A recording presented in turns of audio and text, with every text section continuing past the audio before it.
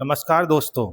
दोस्तों सोचो, आप अपने बॉस के लिए अपनी किडनी डोनेट करें और फिर कुछ महीनों बाद वही बॉस आपको जॉब से निकाल दे, टर्मिनेट कर दे।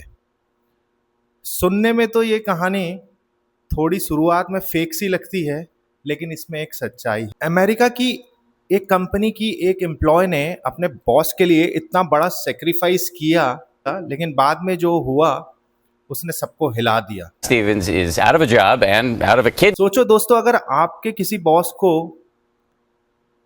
किडनी चाहिए तो क्या आप उनकी किडनी देने में मदद करेंगे? दोस्तों पहले एक कहानी सुन लीजिए।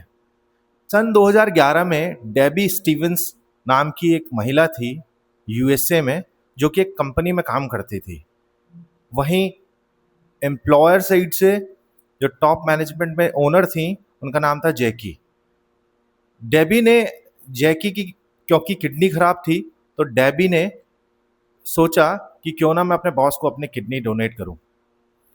तो ये कहानी है 2011 की।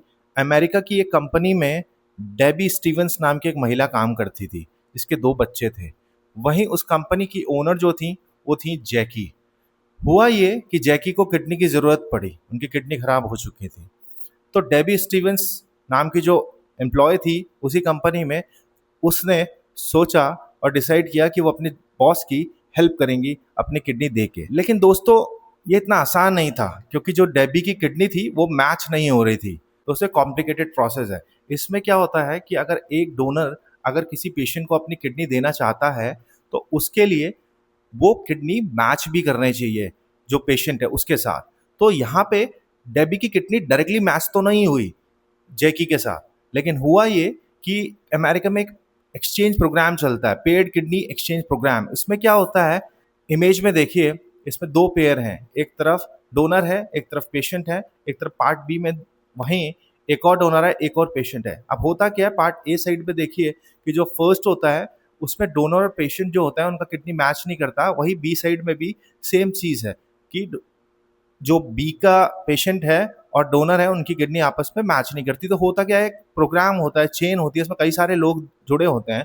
तो आप अपनी किडनी एक बंदा दूसरे को देगा और पूरी चेन में देखेंगे वो कहाँ नीडेड है, किसके साथ वो बॉडी पे मैच कर रही है, तो वो किडनी उसको दे देगा। और वहीं उसी, क्योंकि वो एक प्रोग्राम एक्सचेंज प्रोग्राम है, तो उसमें जो दूसरा बंदा होगा वहां से सारी किडनी जो डोनर्स होंगे उनकी चेक होगी और देखेंगे कि जैकी के लिए कौन सी फिट होती है। तो ऐसी इस स्टोरी में जैकी को पेड किडनी प्रोग्राम एक्सचेंज की वजह से, क्योंकि डेबी ने किडनी दूसरे को दी थी, डोनेट की थी, तो वहीं जैकी को भी वो किडनी मिल गई उसी प्रोग्राम के चक्कर में। तो हुआ कि ऑपरेशन होता है, सक्सेसफुल ऑपरेशन होता है, और वहीं फाइनली जैकी को किडनी मिल जाती है।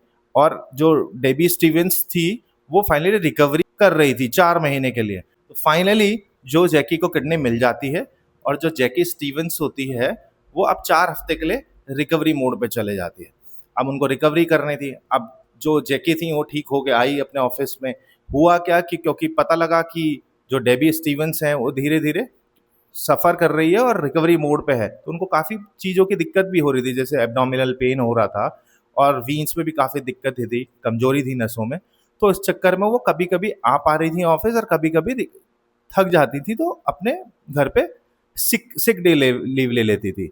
अब हुआ क्या कि धीरे धीरे बात जैकी को पसंद नहीं आई और उन्होंने उसको डिमोट करना शुरू करा और पुश किया कि वो रेगुलरली बेसिस में ऑफिस अटेंड करे, जो कि संभव नहीं हो पा रहा था डेबी की साइड में, क्योंकि बहुत क्लोज अभी 1 ही महीना हुआ था।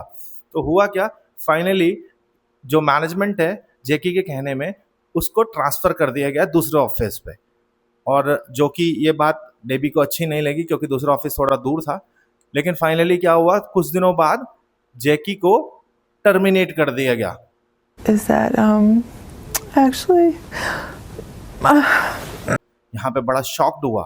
तो डेबी ने फाइनली क्या करा, 2011 पे केस फाइल किया, 2012 में लॉ सूट हुआ और वहां से कोर्ट पे मैटर गया। और कुछ हियरिंग के बाद पता नहीं बात अंदर क्या चला, वो चीज़ डिस्क्लोज उन्होंने नहीं की, पर इंटरनली आई थिंक सेटलमेंट हो गया था।